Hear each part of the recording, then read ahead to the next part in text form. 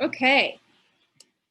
So today we're talking about supervision during a pandemic. I have two wonderful people with me here, Ashley and Desrene, and they'll introduce themselves in just a second, but we're going to be discussing vigilance, fortitude, and positive changes from a supervisor and supervisee perspective. I've always thought it was really important to understand the lived experiences of people in a qualitative way, and so this is an example of how to do that. So we're going to go forward. I just really liked these quotes and I wanted to share them with you. It's about the relationship between learning and creativity, because part of what we've had to do in the pandemic is become more creative with the ways that we supervise or treat clients. So one of them is creative instruction encourages independent thinking, active participation, and freedom of expression, which is something that we really strive for in supervision. As well as some research by Colts 2008, creative approaches can facilitate the relational bond between the supervisor and counselor in training that in turn can lead to the exploration of personal meanings of client-counselor relationships. As a result, client outcomes may be enhanced. And this is really important in a supervisory role. So that's just another example of why I think this is an important role for us to be talking about and to be exploring together. All right, so right now we're going to do introductions. So if you guys would like to introduce yourselves, I'm going to mute myself so you guys can go first. Oops. I can't mute myself. There you go. Desrene, you want to go? Yes, hi, I'm Desrene Sesay, and I am a third-year student here at the Chicago School, currently in my internship, working in substance use and addiction. Did you want me to share why this topic is important now, or? Yeah, that would be great. Yeah, okay. So I think this topic is important for a number of reasons, but I would say first that we are in a changing world, as everybody knows, and that the field of counseling is going through this going more virtual, but we actually are already virtual even before the pandemic. And so it makes sense to kind of invest in understanding supervision in a virtual world. I think it's also about sort of adaptability and flexibility in a changing world. So as counselors, we're taught to be flexible, to be adaptable, and really to trust the process. And I think it presents both like unique challenges and opportunities that can be explored. I think, for example, when I was interviewed for my internship site, I went into an office, I met my supervisor, I expected to be in an office space for my internship. So I had to switch from, this mindset of how is this gonna work to, this is a great opportunity to be creative and learn different ways while still not feeling like I've lost anything. So I think learning how to adapt in a changing world is really a great way to, really think about our future as counselors, and getting the right supervision now really does help us as to become excellent counselors and to help our clients. Thank you so much. Ashley? Hi, everybody. My name is Ashley Woltje, and I live in Jinx, Oklahoma.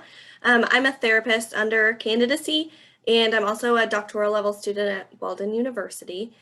The topic of supervision is important to me because my journey towards licensure has been kind of a whirlwind. I began toward licensure February 2020, which is a month before the pandemic hit. So I started out pretty normal. Okay, I'm air quoting normal because there really is none anymore. And it kind of turned into throw yourself into everything and just expect nothing and do your best. So I'm excited for this opportunity to share my experiences with others. My hopes are to validate some common struggles that people have, to empower any upcoming clinicians to advocate for themselves, and to maybe help smooth out the process for supervisors and supervisees along the way. Awesome. Thank you, Ashley. And I'm Dr. Jaymie Vanmeter. I kind of told you why this topic is so important to me. Supervision has always been important to me. It's one of my favorite topics. I actually started training for supervision prior to even being licensed because I was so interested in the idea of helping other people and empowering other people to get where they want to be in our profession and be skilled at it. So Ashley is actually one of my licensure candidates. So she is, again, working on our LPC. And then Desrene is one of my intern supervisees. And so we have gotten to build a relationship and make connection. And I'm just super excited to have them here. So thank you guys so much. And throughout the presentation, if you guys have any questions, please feel free to utilize the chat and or just come on screen and ask a question, and that's fine. We'd be happy to answer them or hear your experiences. So the participant outcomes here is that you will learn about what it's like to be a supervisee of innovation, creativity, and critical thinking in a modernized telehealth format. We're going to learn the steps that supervisors are taking to implement creative therapy techniques, ethical consultation, and positive transfer of clinical skills in an online world because of that change. And lastly, you'll be able to apply some of the creative supervision aspects explored in the interviews. We will give you some examples, and we are excited for you to participate. So those are the outcomes. So first, we're going to start out with an experiential activity. This is an activity that I have done with my interns, supervisees, students, and things that I actually just recently did this with the faculty of the Chicago School because I thought it was important that they also experience things that we do in supervision and how it has changed. So if you want to join, that would be wonderful. You don't have to share, but you can, and I'll give you room to do so. So if you have a piece of paper around you, or if you have, if you want to just do this and make mental notes, that is fine too. But right now, this is an activity that I integrated into telesupervision. And so it's based on the belief that it's important to understand our journey and the people in our lives who have made this journey with us. When the pandemic hit, it was very pertinent that I reminded my supervisees and my students of where they're at and where they want to be and how they got there. Because it was very easy, I think, to take an exhausted outlook. Everybody was so tired. There was collective grief, collective trauma, collective exhaustion. And this was a way to kind of like revamp and remember and focus and reflect. So take a moment and reflect on your lives, whether professionally or personally. And we're going to look at things in 3 categories. So we're going to look ages birth to 18, ages 19 to 30, and ages 30 on up.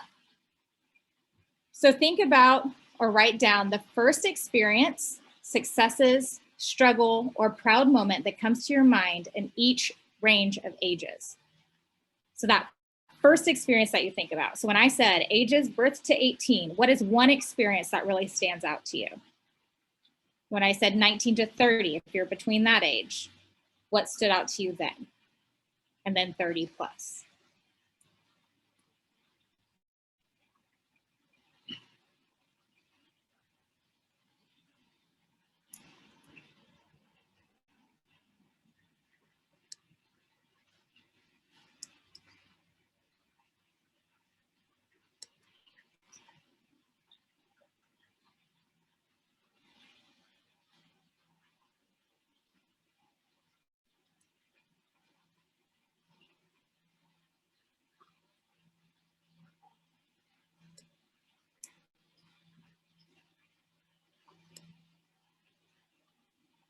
Once you've done that, also write down or think about 2 or 3 people who were most influential or most supportive to you during those age ranges or experiences.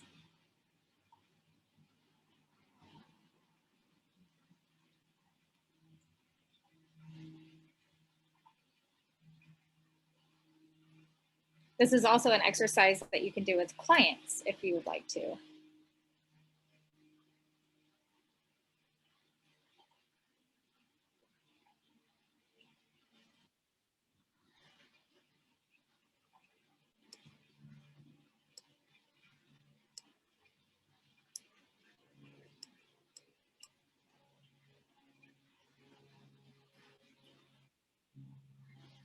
Once you're done, reflect on the people and experiences in your list. Is there a pattern? Is there a theme that came up within your experiences? Some people's experiences weren't great.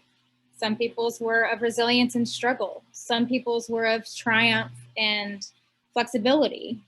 There's the great thing about this activity is you can get different perspectives from different people, and you can understand your supervisee on a deeper level, where they're at, what they're thinking, the struggles or the flexibility that they have, some things that you could work on, etc. So were there some people consistently throughout your lifespan, or they're different people that came in? So for example, I know in mine, I had like one person that was pretty much throughout my lifespan that I would have listed. But then there's other people that just kind of stopped in as part of my journey and then popped back out, but they were still a very significant part of that journey. And so it was really important for me to honor that space with them and remember them. So if you'd like to share any of your experiences or a person that was important to you on your journey, or what experience was like for you, please feel free to share at this time. Anybody's welcome to do so.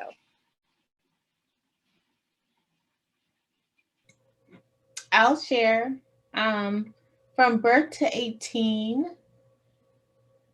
graduating was very important to me. Virginia and LaToya were my best friends during that time, throughout, that time frame. From 19 to 30, the most significant thing that happened to me then was the car accident. And I had friends named Herb, Terry, and Amal. And then that really tried to coordinate some things for me with that. And from 30 to now, buying my home. And again, Tiet and Herb really convinced me that I can afford to buy a house in this area because rent and mortgage prices was pretty similar.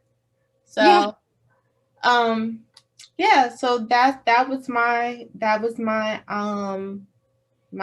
people. And I just noticed that most of the people that were consistent were people that were a little bit older than me in the same field of work as me. So they were able to give me a lot of advice on how to navigate through the issues that surrounded the car accident and push me towards like home ownership and doing some things on my own. Very awesome, Shawnee. Thank you so much for sharing. It also really sounds like there's a theme and a pattern there too of not only resilience, but also finding your own self-worth and value. Experiences. Thank you so much. Does anybody else want to share their experience or someone on their journey? I will share. Thank you. So from birth to 18, one of the major things in my life was moving from California to Oklahoma when I was 12. My main supports at that time were my mom, my dad, and my sisters, who were really the only people that I had. I didn't have any friends in Oklahoma yet, or family or anything like that. So I did 19 to 24 because I'm not yet 30. So 19 to 34 was kind of a hot mess for me. I had a pretty big breakup with an ex-fiance right when I was about to enter into the master's program. And then a couple years later, found the real love of my life. So what a whirlwind.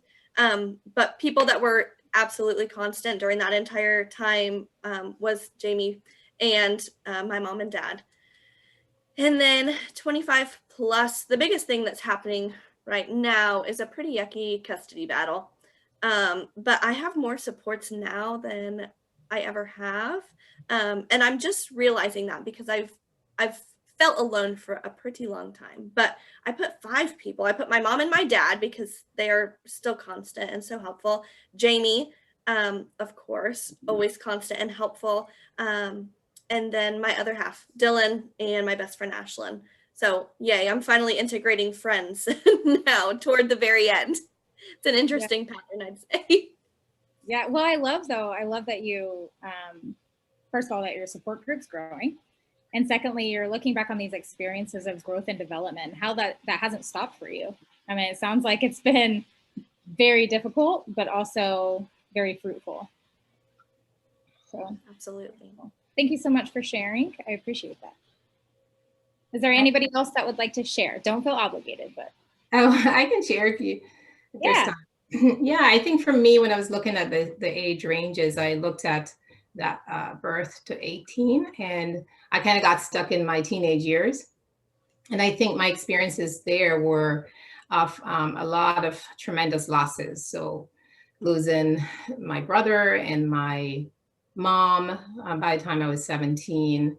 And so that was a very difficult time, but remembering also going off to work, and not your typical college, but some amount of school, and having like 2 jobs. And so I think the people there that were influential in my life were, you know, my bosses and who gave me a chance, and teachers. And then just the other age range, I would say 19 to 30 is when kind of I started a family. And so like my older sister, again, bosses and teachers were very influential.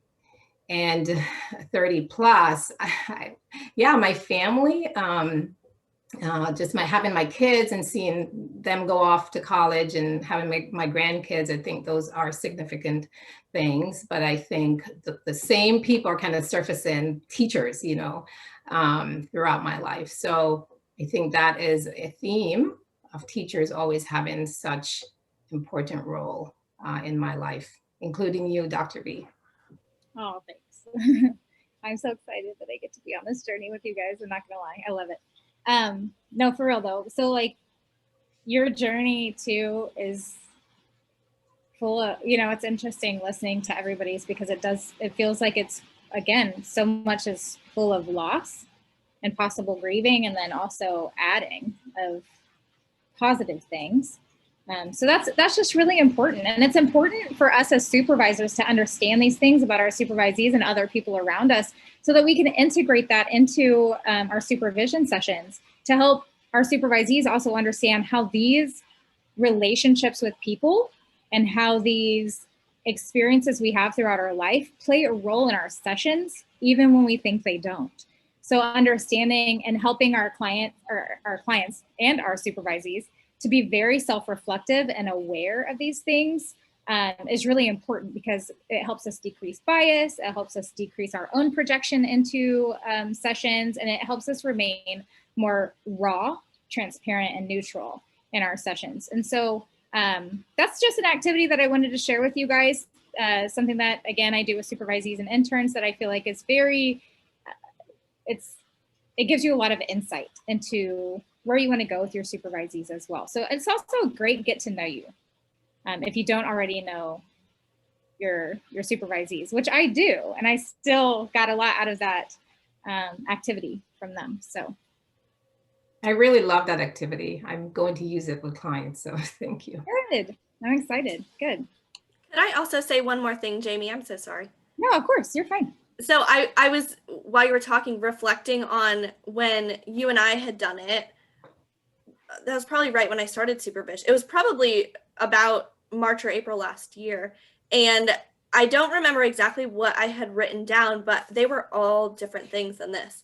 And my support systems, I think I viewed as different too. I put all different people, all different situations. So even after a year, maybe this is like a really good monthly or 6-month or yearly check-in as to like, where is your head at?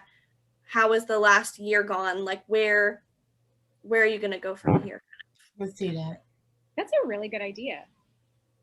I love it.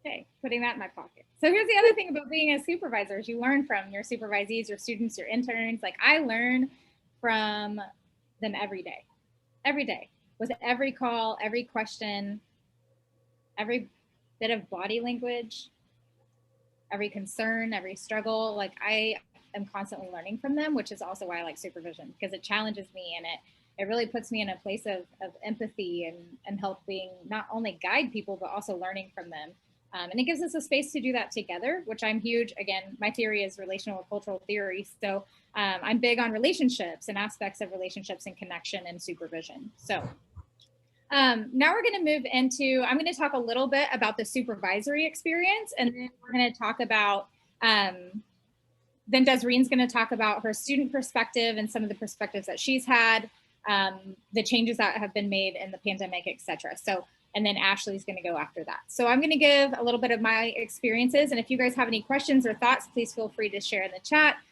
or join us on video. So the first thing I kind of want to talk about is interns and, one second, wrong one. Interns and LPC candidate supervision, how they're different, but how they've been similar, and how the changes have been similar or different. So what I've noticed with student interns and LPC candidates is that they both have a need for site supervisor contact, which they did prior to the pandemic. They did prior to using telehealth. Pre-pandemic, I found it more difficult to get a hold of site supervisors. But now that telehealth and technology training is becoming mandatory for student interns, this has become it's become easier and more efficient. So I now can have multiple contacts with their site supervisors, whereas before I would maybe have met with them by phone, by email, and then maybe in person. But now I email more frequently. I do phone calls more frequently, and I get to know their site supervisors on a pretty personal level. And then I also offer them the chance to provide me information that they would like me to put into university supervision. And I think that's a really important component that, you know, if one of my supervisees or interns are at a site and the site supervisor is seeing something that I'm not seeing in university supervision, then they can bring that to me and say, this is something we're really working on, because then I'm like, oh, this is a great idea to put into a group dynamic. Let's talk about it as a group. Let's give feedback. Let's reflect. Let's explore that together, brainstorm. So I think that has been a big change that I've really enjoyed as a supervisor, is that connection and extra information that we're getting from sites that I think previously it was just kind of like, oh, they're doing okay. You know, if there's anything glaring or any red flags, we'll let you know. Now there's a lot of contact. So I usually send an email or a call saying what we've been going over, how they're doing, and then ask for any feedback back that I can use in supervision. And I think that has been extremely helpful from a supervisory role. For LPC candidates, this is not something that I can require. I cannot require sites as an LPC supervisor or a counselor supervisor. I cannot require them to take telehealth training. And that has actually been semi-frustrating because it's leaving gaps of HIPAA and understanding of telehealth practices. So when the pandemic began, we saw this huge influx of the need for telehealth. And there's so many positive outcomes that have come from that. However, if the site supervisors are not trained on telehealth and how to answer our supervisees' questions, they're meeting with them weekly.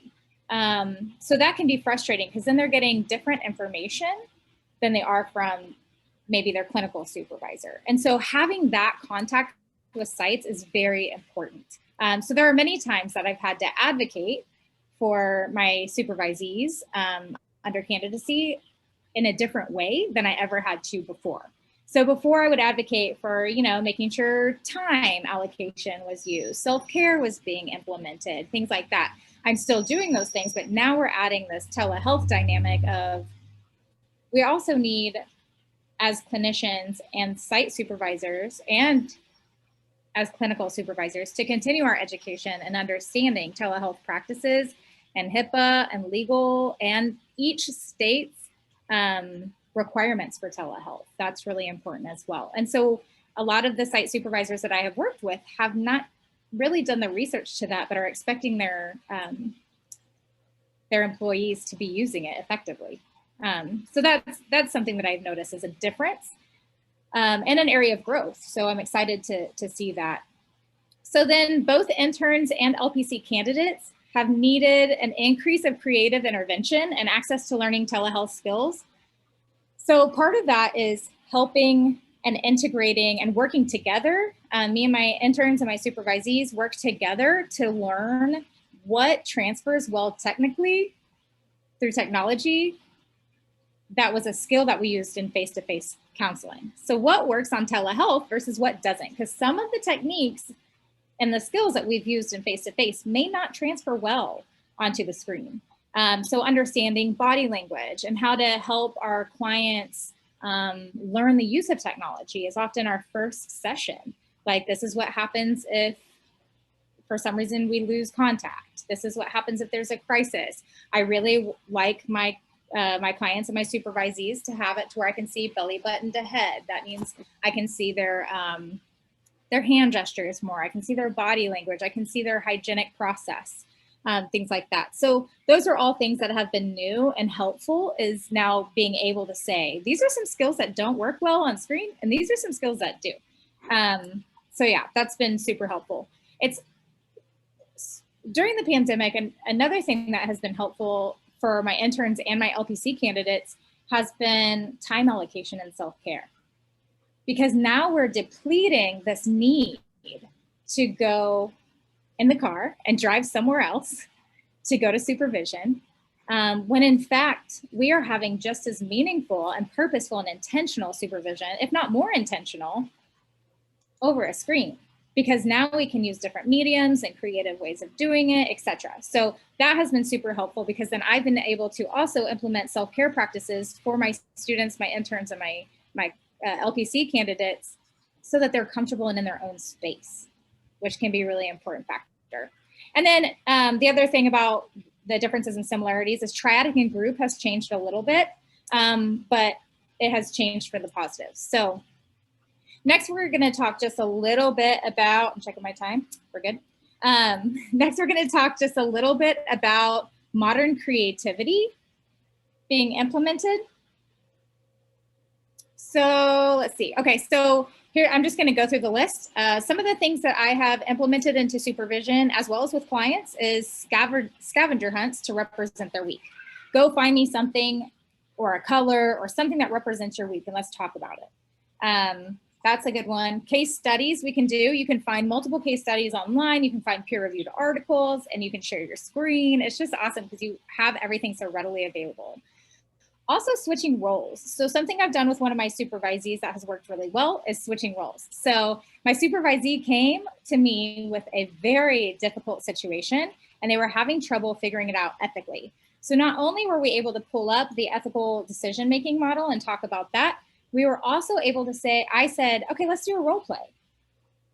I'm the supervisee and you're my supervisor. And then I brought in a similar situation using the same type of issues. And I said, so how would you guide me in this? Because I'm really lost. And they were able to use the decision-making model and use their own thought processes and things to tell me what is most effective and explore with me and doing that. That was really important, not only from a cultural point of view to understand where they're coming from traditionally and within their own cultures, but also for me to be able to see that they are learning how to do these ethical decision-making processes on their own. So that was really cool.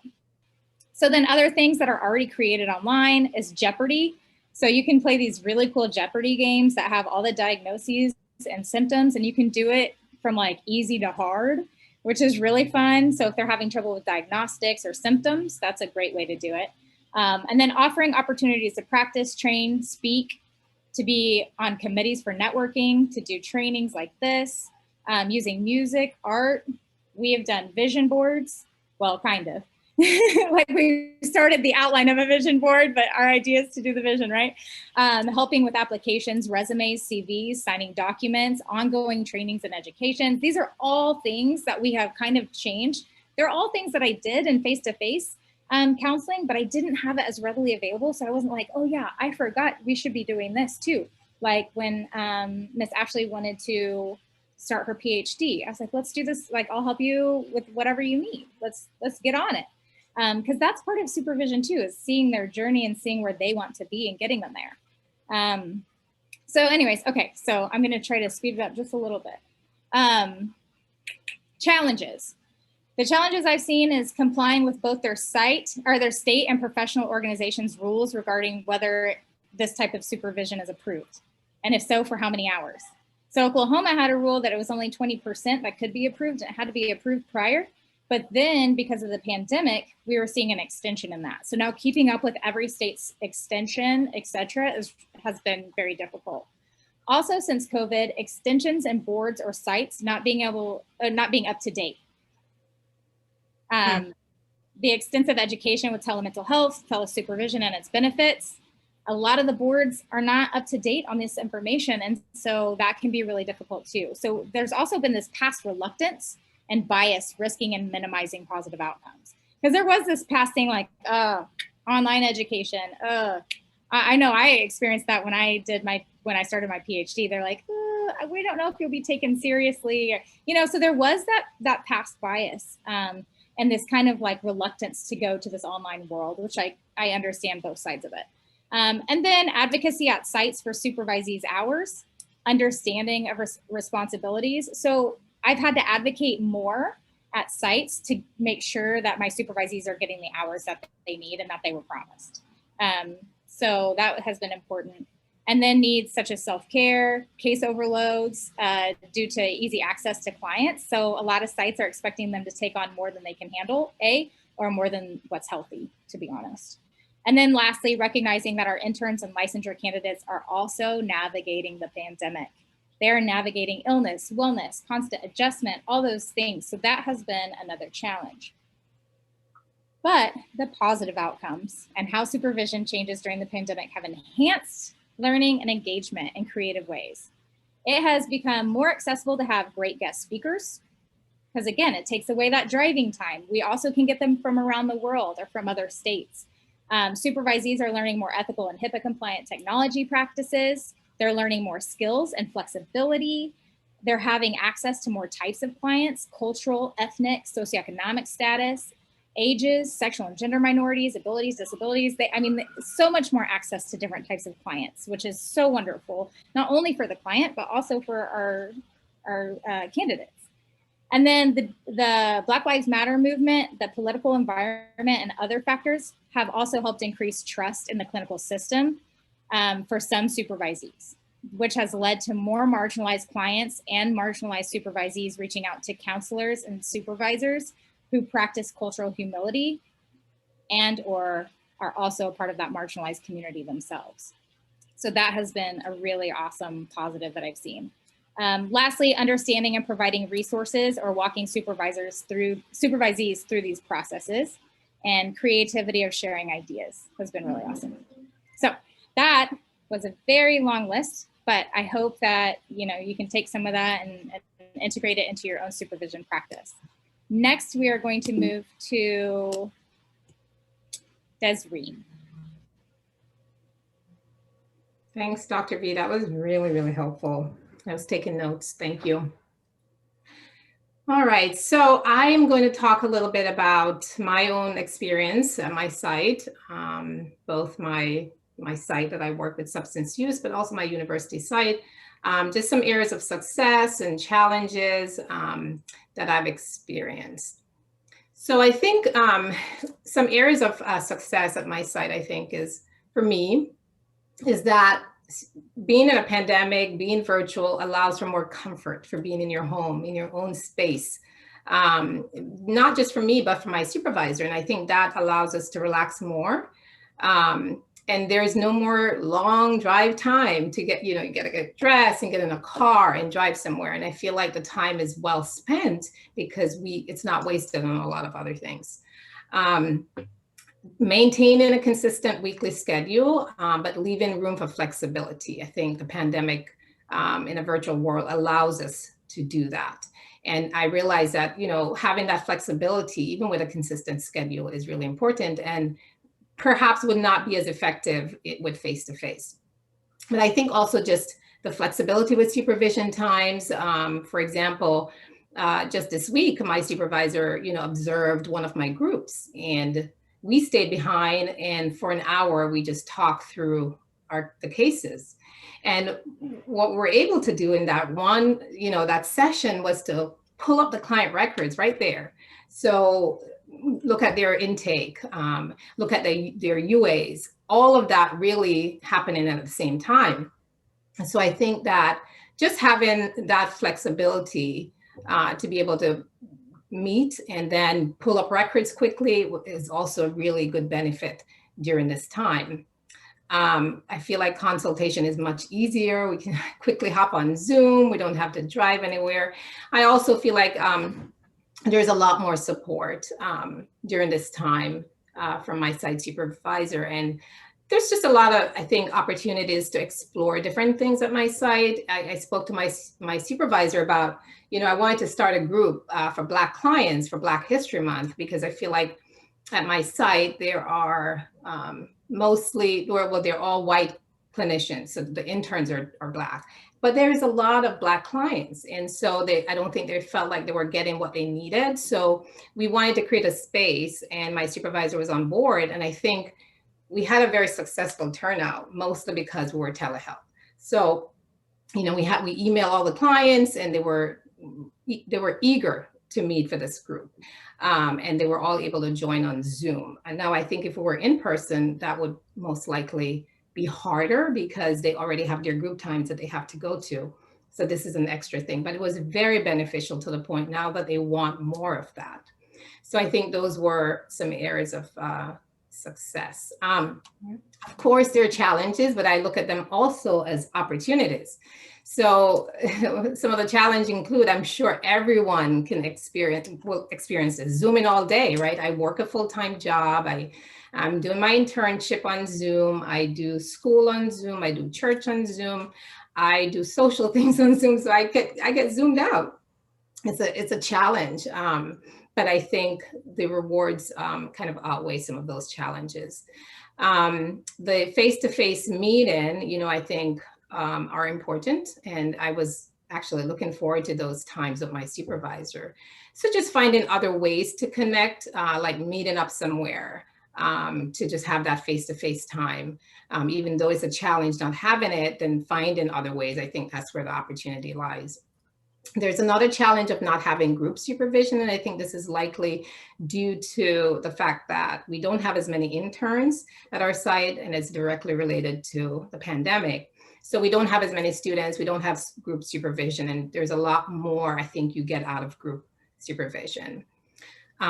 There's lack of outside training, I think. I've been bringing some ideas to the table of ways to do that, because the pandemic presents the opportunity to bring more people in. So that's one of the challenges. The biggest one, I think, is technology. I think that we all experience occasional technological issues before the pandemic, but I think it's been heightened due to telehealth. And particularly my site, my supervisor has been practicing for over 30 years. In this field. So she went to school without this kind of the technology that we have today. She's been practicing without that. So she is very much anti-technology. And it's been a challenge to kind of work with her on, getting up to speed and really learning some of these things. But it's also an opportunity, because I get to share what I know about technology. And actually, it's been phenomenal.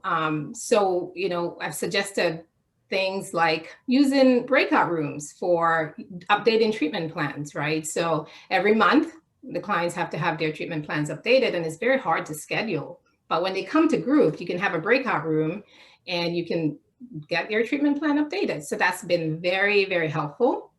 Using the Zoom polls, that's something that wasn't being done, but now we use Zoom polls to kind of check the pulse of the clients. How are things going? How are you feeling? And so it's been a lot easier, I think, to kind of work through the challenges, finding the opportunities as well. And I think, I try to focus on what's in my control. There are things that I can do, and there are things I can suggest, and kind of just focus it there, so that I'm not like scattered, and all over trying to solve a lot of problems, but just really what can I do to help with some of these challenges. I think as it relates to university supervision, Dr. V touched on some of this earlier, but I really love my supervision class with her. I think all the students, and I know we have a couple of them in here as well, because I think one of the things I love about her is that she not only talks self-care, but she does self-care. Like she's done things with us that helps us to take care of ourselves. We've done, meditation just the last time we met, but also giving us that last 15 or 10 minutes of our time, go and do self-care. Like, that's amazing. We love that. We think it's very healthy. And we really embrace that. I think one of the things she's done that I have personally really, really benefited from, and I know all of the students, is just really having guest speakers come in who are experts in different areas that we need to learn as students to benefit our clients. We've had people come in to teach on grief, on working with refugees and immigrants and asylees, and working with children.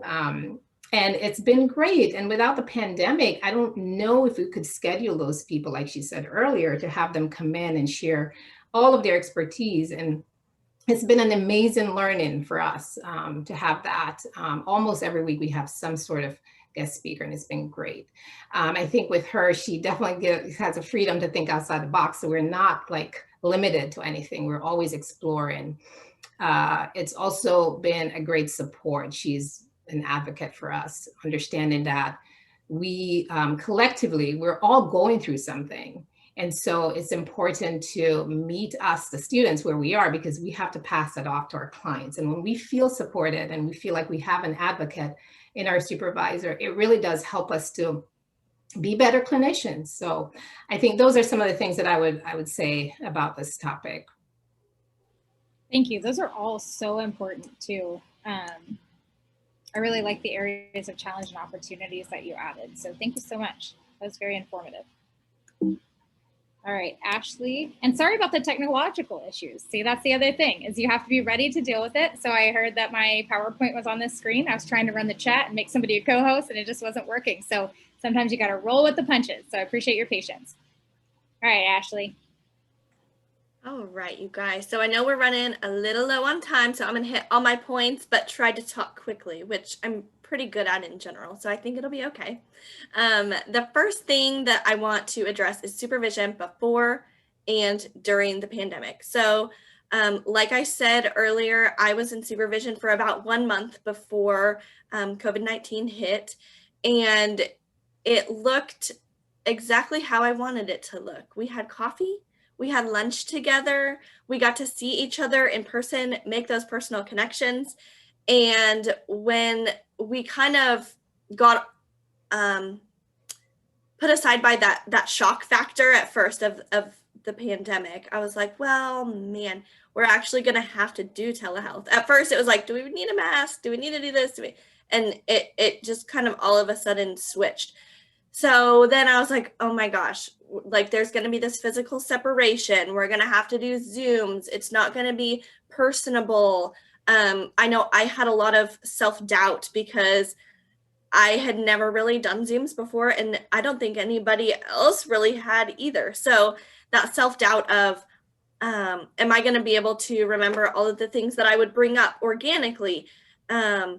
Is it going to be awkward? Are the conversations going to be awkward looking at a camera instead of in the presence of somebody else? And so that kind of leads into these unpredictable aspects.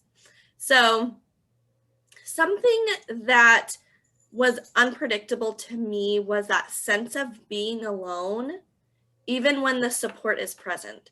So even though, yes, we have very easy ways to connect. We can hop on a Zoom, we can hop on a phone call, we can reach out to people from around the world. That physical connection that's so important to me was not there.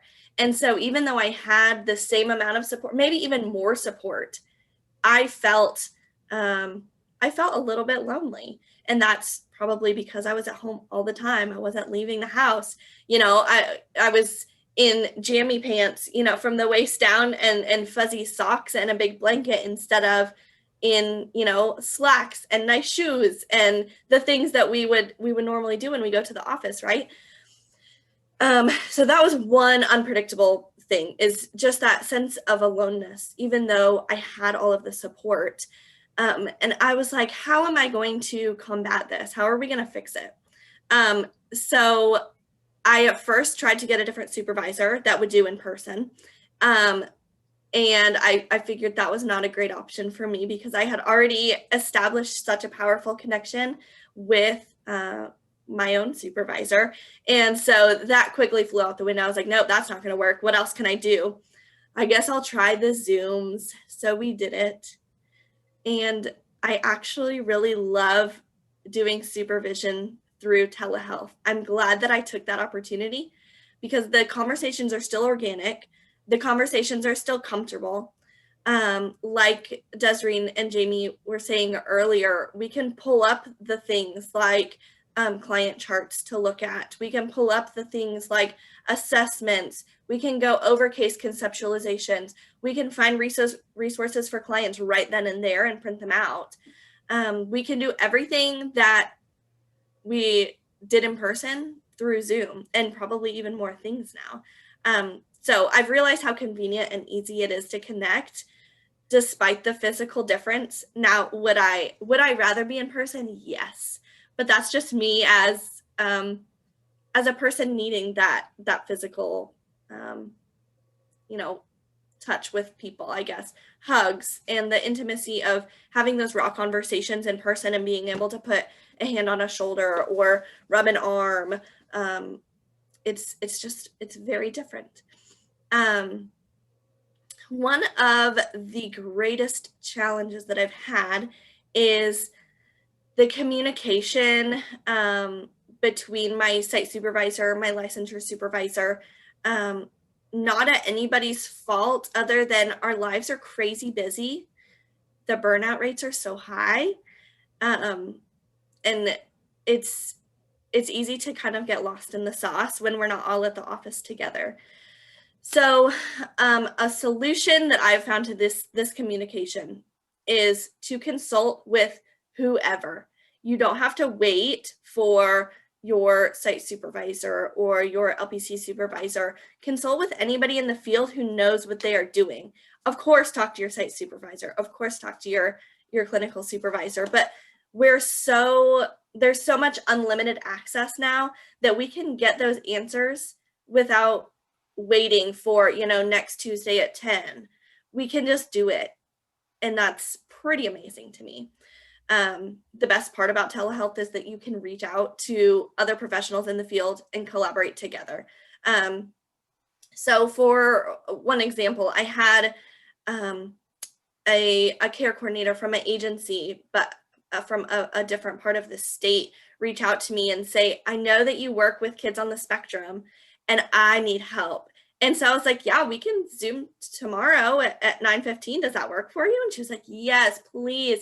So we got on and we consulted. I wasn't able to give her exactly what she needed. So I said, you know what, let me call Jaymie and let's set up a time to meet together.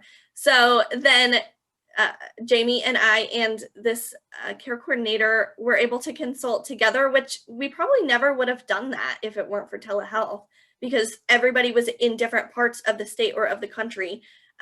So it was pretty amazing to be able to come up with solutions like that. Last one, I know we're super low on time, but this is probably the most important one: self-advocacy in the workplace. So what I have learned about my own self-advocacy is that when I have a feeling, I need to consult. If I'm feeling super excited about something that I've done or progress that I made, I need to consult.